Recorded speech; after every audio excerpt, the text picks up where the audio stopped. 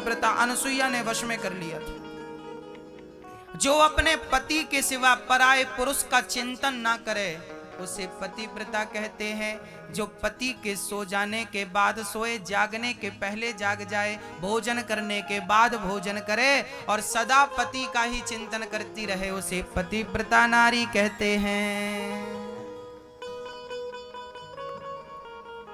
हाँ, जिस नारी ने कंधा पाया उसकी नैया पार सूना, पति बिना संसार। जब आपका संसार का पति साथ छोड़ दे तो गिरधर गोपाल को अपना पति मान लीजिएगा। तुम हो एक अगोचर सबके प्राणपति, वो हम सबका पति है। गोपियों ने उन्हें अपना माना था। दशरथ जी के जाने के बाद मां कौशल्या ने परमपिता परमेश्वर को अपना माना था। हाँ, पति के संग जल के मर जाने का नाम सती नहीं है भक्तों, पतिव्रता नहीं है। पहले के जमाने में जब पति मर जाता था तो नारी को जबरदस्ती ले जाके और उसके पति के संग जला दिया जाता था, सती प्रथा बोलते थे। शमशान में बहुत सारे ढोल नगाड़े ले जाते थे और स्त्री को कस के चिता पे बांध दिया जाता था, उसके हाथ पांव मुंह को बांध दिया जाता था और चिता पे रख दिया जाता था और खूब बाजे बजाए जाते थे ताकि उसका चीख, उसकी चिल्लाट किसी के कानों तक ना पहुंचे, और चारों तरफ धुआं कर दिया जाता था ताकि उसे कोई देख भी ना सके। इस प्रकार ये प्रथा थी, सती प्रथा, जिसे राजा राम मोहन राय ने बंद किया था, विरोध किया था। नारियों को भी जीने का अधिकार मिला था। भक्तों, नारी ये अर्थ नहीं है कि आप पति के संग जल के मर जाओ, इसका नाम पतिव्रता है। पति के जाने के बाद परमेश्वर को अपना पति मान के बची जिंदगी उनके चरणों में समर्पित कर दी जाए, इसका नाम पतिव्रता। उनके जाने के बाद अपने आप को भगवान के चरणों में समर्पित कर दो, उसे पतिव्रता कहते हैं। हो, एक भजन सुनिएगा जो जीवन की पूरी सच्चाई रखेगा कि भक्तों स्वर्गा से आयो है संदेश, बुलावो आग्यो राम को, बुलावो आग्यो राम को। ये भजन उस टाइम का है जब आदमी मरने लगता है, यमराज आ जाते हैं, चलो टाइम पूरा हो गया, तब आदमी गिड़गिड़ाता है कि हे प्रभु हमें 1 मिनट का टाइम दे दो। जब 1 मिनट आपके जीवन में शेष रह जाएगा तो क्या स्थिति होगी जरा समझिएगा। हो भक्तों स्वर्गा से आयो है संदेश, बुलावो आग्यो राम को। ओ भक्तों स्वर्गा से आयो है संदेश, बुलावो आग्यो राम को। ओ बुलावो आग्यो राम को, हो बुलावो आग्यो राम को। ओ भक्तों स्वर्गा से आयो है संदेश, बुलावो आग्यो राम को। ओ भक्तों स्वर्गा से आयो है संदेश, बुलावो आग्यो राम को। पहला बुलावा किसका आया है जरा समझिएगा। 1 मिनट की मोहलत दे दो, करूं बेटा से बात। 1 मिनट की मोहलत दे दो, करूं बेटा से बात। 1 मिनट की मोहलत दे दो, करूं बेटा से बात। 1 मिनट की मोहलत दे दो, करूं बेटा से बात। एक पिता मरने लगा, यमराज जी आए, आपका टाइम पूरा हो गया, चलो। अब एक पिता जब मर रहा था तो यमराज से कहा, यमराज जी रुक जाइए, बस 1 मिनट की मुझे मोहलत दे दीजिए। तो वो मरता हुआ पिता अपने बेटों से क्या कहता है। यहाँ जितने बेटे बैठे हैं जरा ध्यान से सुनेंगे। एक पिता जब मरा, उनके दो बेटे थे, दोनों को खड़ा किया पिता ने और दोनों बेटों से कहा कि भाई भाई प्रेम से रहना, भाई भाई प्रेम से रहना, सुख दुख में देना तुम तो साथ, बुलावो आग्यो राम को। भाई भाई प्रेम से रहना, सुख दुख में देना तुम तो साथ, बुलावो आग्यो राम को।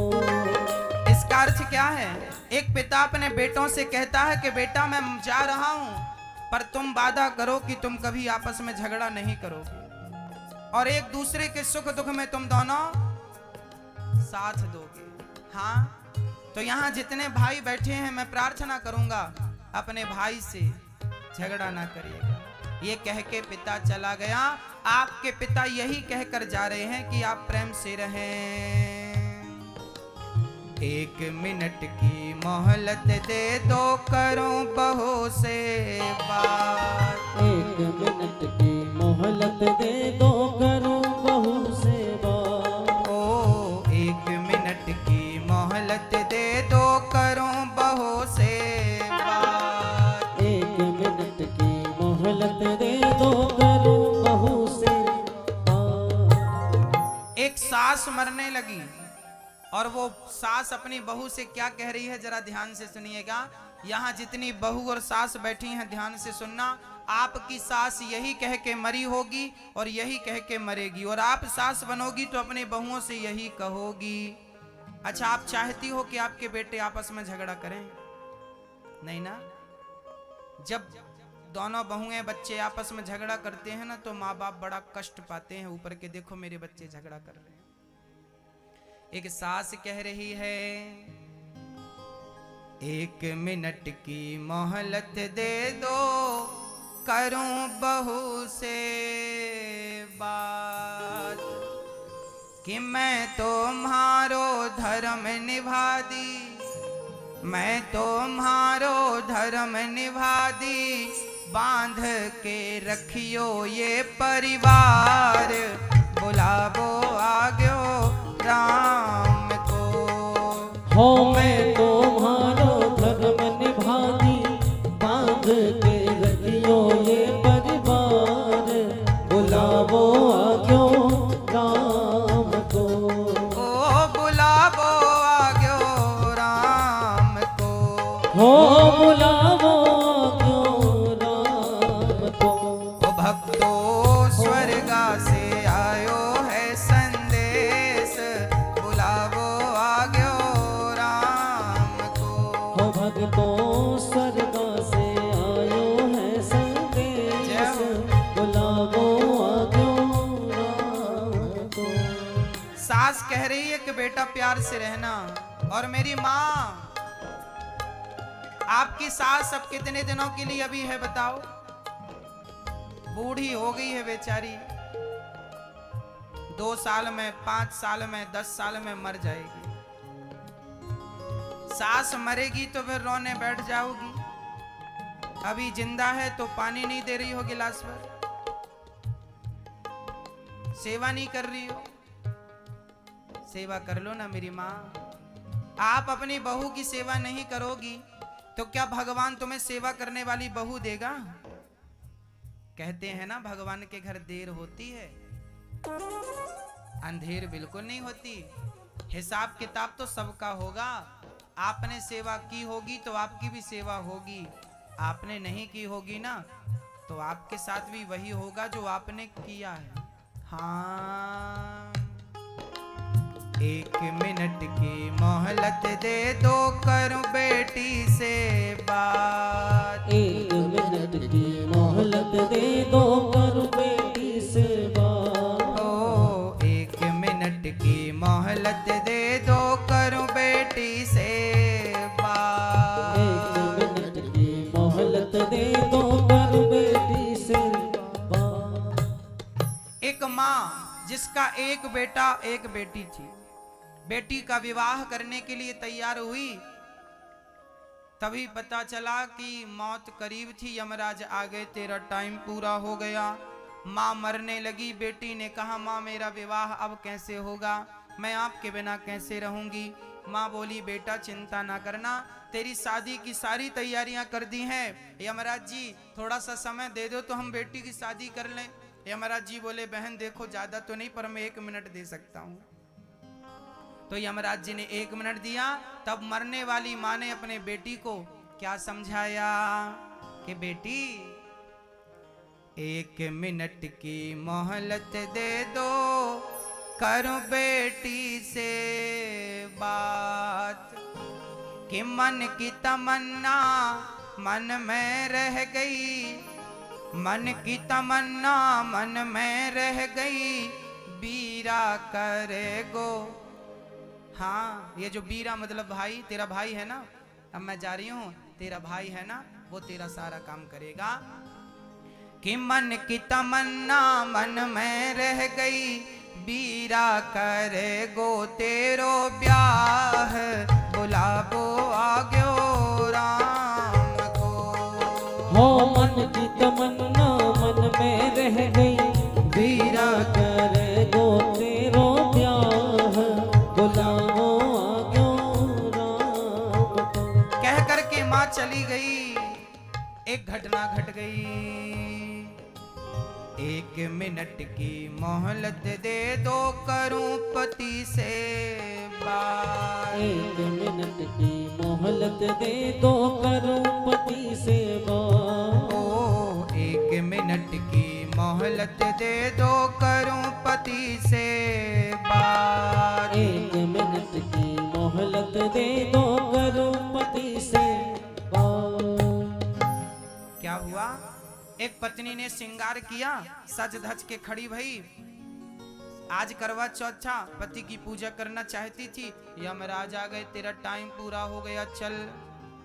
पत्नी मरने लगी। अब मरती हुई पत्नी ने अपने पति से कहा, यमराज से कहा, यमराज जी 1 मिनट तो दे दो। 1 मिनट दे दिया। अब वो पत्नी अपने पति से क्या कहेगी 1 मिनट में, जरा सुनिएगा। देखिए, ये 1-1 मिनट की बात हम केवल इसलिए सुना रहे हैं कि कभी आपके जीवन में ये घटनाएं घट जाती हैं कि आप 1 मिनट भी बात नहीं कर पाते, है ना। अभी बहुत समय है आपके पास, खूब प्रेम से रहिएगा परिवार में, नहीं तो 1-1 मिनट के लिए रोना पड़ेगा। 1 मिनट भी फिर मिलता नहीं है, समय कम पड़ता है। 1 मिनट की मोहलत दे दो, करूं पति से बात। एक नारी अपने पति से क्या कह रही है, जरा सुनिएगा। कि रोली मोली चुनड़ी मेहंदी, रोली मोली चुनड़ी मेहंदी, मोतियन से भर दो मारी मांग, बुलाबो आग्यो राम को। रोली मोली चुनरी मेहंदी, मोतियन से भर दो मेरी मांग, बुलाओ आग्यो राम को। ओ बुलाओ आग्यो राम को।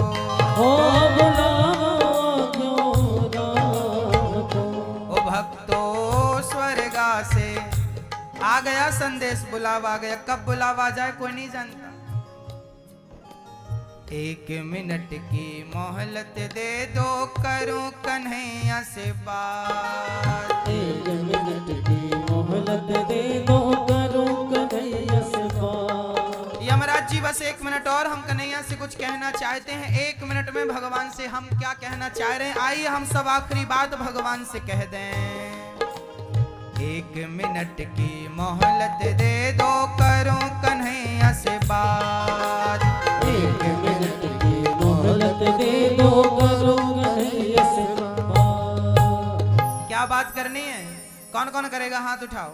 आखिरी बात कन्हैया से क्या बात करनी है? कि जीवन मेरा बीत गया अब, कहो ना।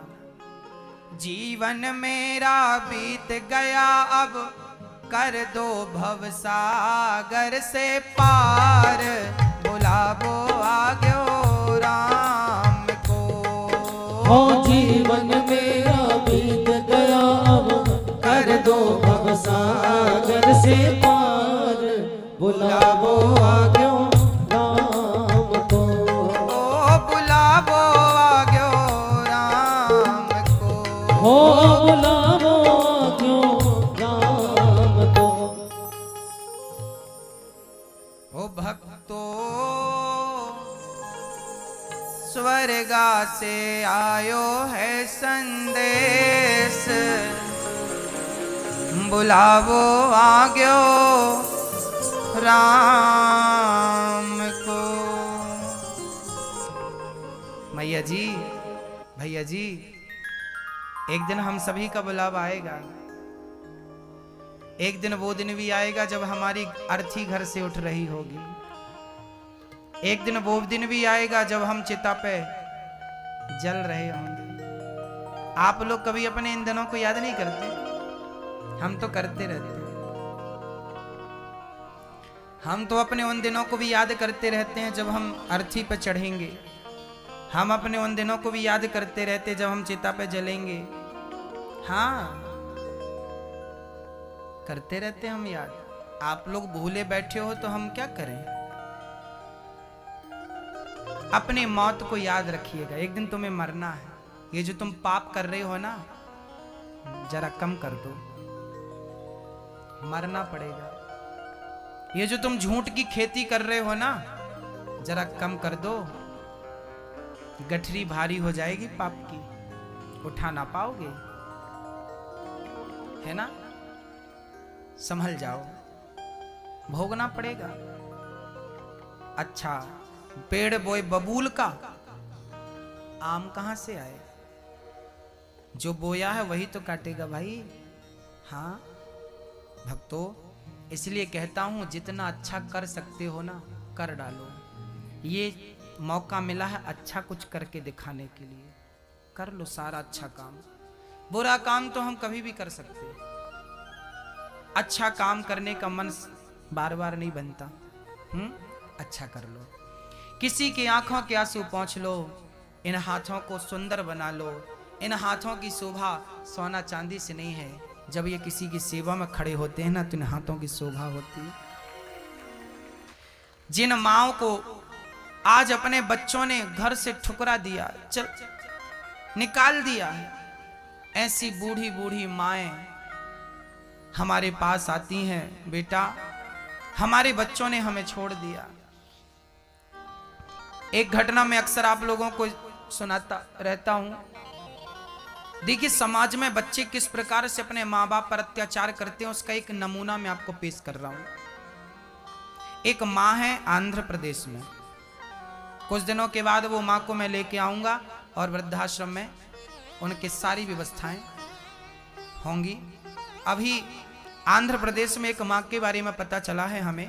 हमने एक टीम तैयार कर दी है उस माँ को लेने के लिए। आंध्र प्रदेश में एक माँ से संपर्क हुआ। अचानक वो बर्तन धुल रही थी होटल में।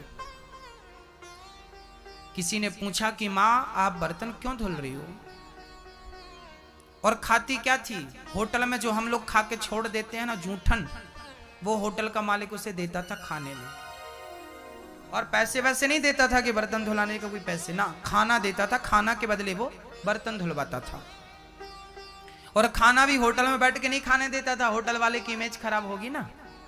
बाहर फुटपाथ में बैठ के वो माँ खाती थी। उस माँ से किसी ने यूं ही अकस्मात पूछ लिया, माँ आपकी स्थिति कैसे हो गई? तब उस माँ ने अपनी पूरी कहानी बताई। उस माँ ने कहा कि मेरे 4 बेटे हैं, अभी हैं, अभी वो माँ भी है और बेटे भी हैं। मैं अभी की चर्चाएं सुना रहा हूं प्रत्यक्ष। एक बेटा इंजीनियर है, एक डॉक्टर है, एक वकील है, एक बड़ी पोस्ट में है। और उस माँ ने इशारा किया सामने, वो देखो बंगला, वो बंगला अभी भी मेरे नाम है। जब से मेरे पति समाप्त हुए तब से मैं अपने बच्चों के लिए बोझ बन गई। याद रखना मेरी माँ, जब तक पति होता है ना तब तक आप घर आपका होता है, और पति के जाने के बाद ऐसा लगने लगता है कि कुछ नहीं है, कुछ नहीं, अकेलापन। सब कुछ है पर भी कुछ नहीं है, ऐसा लगता रहता। वो माँ बोली कि मेरे पति के जाने के बाद मैं बच्चों के लिए बोझ बन गई। चारों बच्चों ने मुझे एक एक महीने के लिए बांट लिया। एक महीना बड़ा बेटा, फिर मझला, फिर ये, फिर वो, चारों ने हमें रखा। एक एक महीने में सबका पेट भर गया। बहुओं ने तो आंख दिखाना शुरू कर दी और कह दी कि अब हम सेवा नहीं कर पाएंगे। बच्चों ने माँ से कह दिया माँ अब हम सेवा नहीं कर पाएंगे। बड़े ने कह दिया छोटे के घर जाओ, छोटे ने कह दिया उसके घर जाओ, उसने कह दिया। अब सबने मना कर दिया तो कहां जाए। बेचारी माँ नर्वस होकर के घर से निकल पड़ी। अब जीना था, मर तो जाना नहीं था ना, जीना था। तो जीने के लिए रोटी तो चाहिए, तो बर्तन धुलती। वो माँ उसने बताया कि मेरे बच्चे कभी कभी यहां से निकलते हैं तो मेरे बच्चे मेरी तरफ देखते इसलिए नहीं है कहीं माँ जिद ना करने लगे कि हमें साथ ले चलो। उस माँ ने कहा अब तो आदत हो गई है, अब तो बेटों को हम देखती हैं यहीं से दुआ देती हैं कि खुश रहो। अब तो हमें यहीं आनंद आने लगा। अब विचार करो आप, जिस माँ के 4 बेटे संपन्न हो, वो माँ यदि ऐसी स्थिति में जी रही है तो क्या हमें उस माँ के बारे में कुछ सोचना चाहिए कि नहीं। भक्तों, ऐसी माँओं के बारे में इस दास ने सोचा है और हमने एक टीम बनाई है। जाओ उस माँ को लेके आओ। ऐसी कितनी सताई ठुकराई माँ है जो जरूरतमंद माँ है ना माँ, उन माँओं के लिए वृद्धाश्रम बन रहा है। ऐसी माँओं को वहां रखा जाएगा जिन माँओं को बेटों ने बोझ मान लिया है। उन माँओं के चरणों की सेवा ये दास अनिरुद्ध करेगा बेटा बनकर। जब तक श्वास है मेरी माँ तब तक एक ही काम, केवल बूढ़ी माँओं की सेवा। उन वृद्ध माँओं के चरणों में अपने जीवन को समर्पित करना है। यदि आपको लगता है कि आप इन माँओं की सेवा में भी अपना योगदान दे सकती हैं या दे सकते हैं, आप 21,000 देकर एक माँ को जीवन भर गोद ले सकती हैं और इसमें आप हमारे मेंबर भी बन सकती हैं और बन सकते हैं। सदस्य बन जाइए हमारे संस्था के, गौरी गोपाल वृद्धाश्रम के मेंबर बनके 21,000 से आप मेंबर भी बनेंगे और उसी 21,000 से एक माँ जीवन भर भोजन करेगी आपके धन से। और मुझे लगता है कि ये पुण्य एक बार में आप 21,000 नहीं दे सकते ना, तो हर महीने आप 1000-1000 रुपए दे सकते हैं। यदि समर्थता नहीं है किसी कारणवश तो आप दे सकते हैं। भक्तों, मुझे लगता है कि आपका दिया हुआ ये धन उन बूढ़ी माँओं के माध्यम से भगवान तक पहुंचेगा, मुझे विश्वास है। और मुझे लगता है कि इससे बड़ा परोपकार, इससे बड़ा पुण्य कोई है क्या। अन्नदान, दानवीर कर्ण का नाम सुना होगा आपने। दानवीर कर्ण जब मरे थे ना तो दानवीर कर्ण स्वर्ग गए। देवराज इंद्र ने सोने की सिंहासन पर बिठाया और जब भोजन का टाइम आया ना तो सोने की थाली परोसी और सोने की थाली पर सोने की रोटियां परोसी थी इंद्र ने। कर्ण ने कहा कि भाई सबको बढ़िया रोटी परोस रहे हो और हमें सोने की रोटी परोसे, सोने की रोटी खाएगा क्या कोई। तब इंद्र ने कहा था कर्ण को, कर्ण आपने जीवन में केवल स्वर्ण का दान दिया है, आज तक आपने अन्न दान नहीं दिया, इसलिए आपको स्वर्ग में आज सोने की रोटी मिल रही है। तब इंद्र ने कहा आप जाइए। तब इंद्र ने कर्ण को 1 सप्ताह का टाइम दिया। तब इंद्र के कहने से कर्ण मृत्यु लोक में वापस आए और उन्होंने अपने बच्चों से कहा बेटा हमारे नाम का कोई पुण्य करो। ले आइए यहां मंच में लाइए। हमारे नाम का कोई पुण्य करो, हमारे नाम का कोई पुण्य करो। तब कर्ण के नाम के दान पुण्य भंडारे, लोगों की थाली पर रोटियां डाली गईं। जब लोगों को अन्न दान किया गया तब कर्ण को स्वर्ग में भोजन प्राप्त हुआ है। भक्तों, अन्न दान करेंगे तो अन्न की कमी कभी नहीं होगी। और इन माओं के लिए आप जो भक्त सहयोग कर रहे हैं ना, वो सहयोग वृद्ध माओं को भोजन। और देखिए आप उनको ले आइए, बिठा लिए। क्या हुआ कि कल हमने सज्जन से भेंट की, अच्छे से लाना भाई, 2 लोग पकड़ लो आराम से। ये देखिए, ये हमारे परम प्रेमी भक्त जो कथा पे रोज आते हैं, इनके पास साइकिल टूटी सी थी। कल हम जा रहे थे कथा के बाद तो उन्होंने हमसे कहा कि साइकिल की हमें आवश्यकता। हमने कहा आपकी सेवा करने का हमें सौभाग्य मिला, ये हमारी खुश नसीबी है। अब बताइए, इन भक्तों की सेवा यदि हम करें तो यह हमारी खुश नसीबी है कि नहीं? बस भक्तों, आप भी खुश नसीब बन जाइए उन बूढ़ी माओं की सेवा। आपका दिया हुआ धन ये दास उन बूढ़ी माओं की सेवा में तो लगाता है, पर ऐसे जरूरतमंदों को यदि जरूरत है तो उनकी जरूरतें भी पूरी करता है। आपके सहयोग से सब काम। आपको साइकिल की इच्छा थी, आप खुश हैं? हाँ? खुश हैं? अच्छा लग रहा है आपको? कथा पे रोज आते हैं आप? बोलिए, आप लोगों को कुछ कहिए, संदेश दीजिए। अच्छा लग रहा है। रोज आता हूँ मैं साइकिल से। रोज आते हैं? हाँ गुरुजी। अच्छा, तो कथा में आप सुनते हैं, क्या सुनते हैं? आपको कौन सी बात अच्छी लगी कथा में, बताओ दीजिए। कौन सी बात आपके दिल तक पहुंची, बताओ। बहुत बड़े लगी मेरे को, मतलब गुरुजी का गाना वाना अच्छा लगा, मतलब बहुत बहुत बड़े लगी, मतलब। तो वृद्ध माताओं की सेवा हम जो कर रहे हैं ये ठीक है कि नहीं? अच्छा है? तो आप हमें आशीर्वाद दीजिए कि हम इस प्रकार से सेवाएं करते रहें बूढ़ी माओं की। भक्तों, बहुत बहुत धन्यवाद इनका कि देखिए, ऐसे व्यक्ति भी निराश नहीं थे और आशा लेकर भागवत जी की शरण में आए। भागवत सबका कल्याण करते हैं।